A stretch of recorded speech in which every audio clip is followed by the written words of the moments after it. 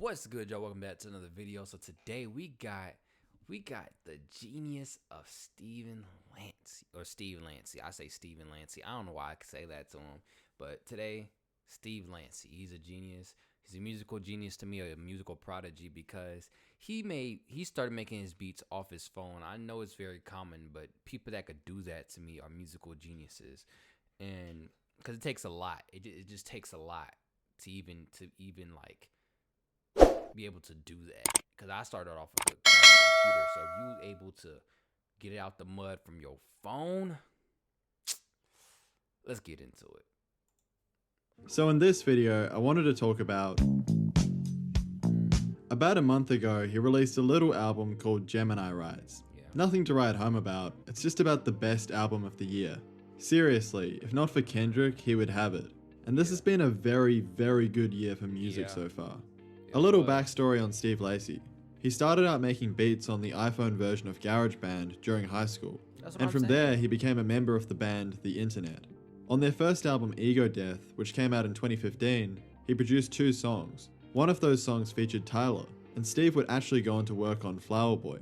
He plays the guitar on Glitter, and of course sings on 911 alongside Frank Ocean and Anna of the North. She's what you have, you know? I wanted to make the best possible project that I can with this little thing. Like, I recorded everything. Like, I plugged the guitar in, I layered vocals, mad vocals, just on this phone. It was it's a beautiful experience. Also, I didn't realize this until I dug further into Steve's catalog, but he wrote and produced Pride, which is the best song on Damn. So he was working with Kendrick when he was like 18, which is pretty insane. Almost similar to Tyler back in the day, he's talented beyond his years, and with Gemini Rights, he's really made his best work yet. Also, he's bisexual. Just thought I'd bring that up. Okay, I swear that every time Tyler, Frank, or Steve release music, half the conversation is about whether they're coming out as gay or not. Okay, because I really don't care. Like, I care. I'm glad you said that, but I like the music. I don't care about what he does in his bedroom, to be honest with y'all. Like, I know it's an important part of their music. It is. My issue is when you have these professional music journalists, and that's the extent of their analysis. That's it. Every review of Flower Boy has something about how Tyler used to be homophobic, but now he's rapping about kissing white boys. Or look, Tyler compared cars as masculine to flowers as feminine. Holy shit. Like, look at this interview that Steve did in Vulture recently. Basically, the interviewer is trying to bait him into saying something about how he's gay. Something that struck me this time is the feeling that you're singing more explicitly about same-sex attraction. Was that a point of stress? Blah, blah, blah. And then Steve goes, I thought this was one of my straighter albums. Dude, imagine being the interviewer. Like, their whole take on the album is being completely demolished by the artist that they're interviewing. Yeah. And then they go, like, trying to cope. You're listing off the names of guys you could be dating in the freestyle. You got bars about the D.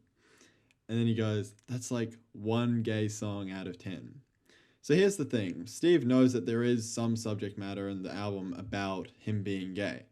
But he's not about to reply to this interviewer and give a full response, because he knows that as soon as he does, that's what all these clickbait articles are going to run with. And then the entire nuance of his album is going to be lost. Anyways, homophobic rant over. Just make sure.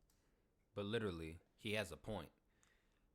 I can't stand when people make the music just about the sexuality. Yes, that's part of it, but it's not the main overall. Like, I listen to Frank Ocean music all the time, his albums all the time. I don't think about the sexuality of Frank Ocean when I listen to his music. I listen to it because it's a vibe. It gets me out my moods. I think about his song. I listen to his music and just think about life. Tyler Creator, same thing. I don't care what these folks do in their bedroom. I don't care what I accept what they identify as, because everybody has to be themselves. But that's not gonna be the end of the world for me if they do that, or they do feel that type of way in their bedroom in the comfort of their own home. Like, who am I to talk about that? The only thing I can do is accept them for who they are. But let's keep going. Watch the ad I put in the middle of the video before you cancel me. The album has this timeless feeling. It has these textures in the production that make it sound like a vintage R&B album from the 70s. But then the lyrics could have been written yesterday. When it all comes together, it sounds otherworldly. and it definitely feels detached from 2022. This is the first new album in a while that as soon as I finished it, I immediately wanted to listen to the whole thing all over again. It's only 35 minutes long and there's 10 tracks, but because of that shortness, it leaves you wanting more. Steve himself described Gemini Rights as a really fun take on heartbreak. It has all the emotions, but it's almost joking about it. Seriously, who else is making music like this right now? The first song I heard of the album was Helmet, which is all about a really clingy relationship that Steve is trying to get away from.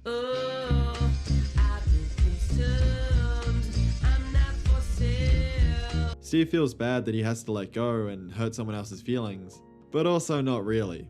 It's a song about unrequited love, but from the perspective of the person who isn't as attached, which you don't often hear about, at least in as mature of a way as this. These lyrics are so blunt. He's literally like, time to get out, I don't want you around. It's called Helmet because Steve needs one to cope with this person. It's quite a clever way to describe a toxic relationship. Yeah. Steve sings about rushing into this too quickly, and now realizing that the chase of trying to get with them was way more fun than the actual thing. It's a pretty fucked up song. On the one hand, you're vibing out to the funky guitar-based production, and then on the other, you're thinking about what he's actually saying. I love it. The next song, Mercury, completely switches things up with a bossa nova inspired beat. There's so much variety on this album in both the production and the lyrics. Here Steve is weighing up the good and bad of being in a relationship. I guess it sort of gets to that Gemini theme of the two sides. In the chorus, Steve sings, little pleasure, little depression. He's questioning whether one is worth the other, which is low-key pretty funny and self-aware. You get the sense that Steve's mind is all over the place, and he can't decide if he wants to get back with his ex or not, which is straining their relationship even more. Towards the end of the song, he's just like, fuck it, I'll just cop a Porsche instead. He's indulging in material shit to numb his problems. Relatable. Yeah. Even if you haven't listened to the whole album yet, you've probably heard Bad Habit. It's kind of blown up.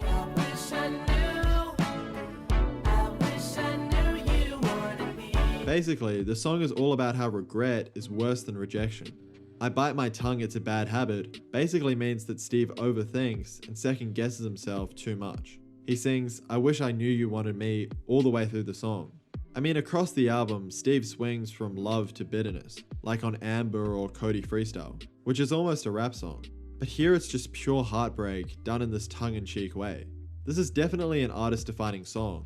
It just screams Steve Lacy from start to finish. And I haven't even gotten to the best track on the album yet.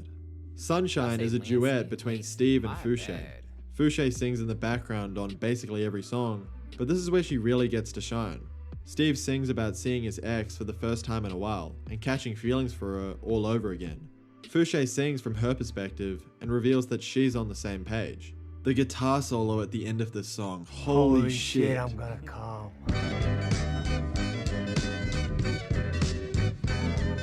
Dude, the whole second half of the song is just one of those levitating moments. It's not even like the guitar is doing anything insanely technical, and they're just singing I Still Love You over and over.